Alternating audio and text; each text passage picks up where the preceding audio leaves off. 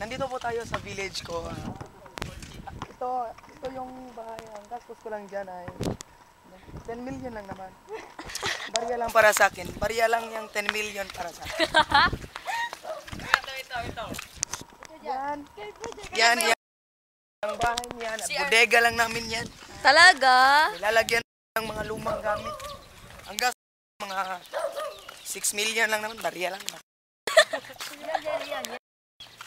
Yan, gastos ko dyan mga 15 million. Niregalo ko sa girlfriend ko noon. Pero ngayon walay na kami. Barya lang. Buwag na mo. Buwag na sila. Luy, ate krugod. Pumasok ka nga dyan. Wag, may aso. Makakagat din ako.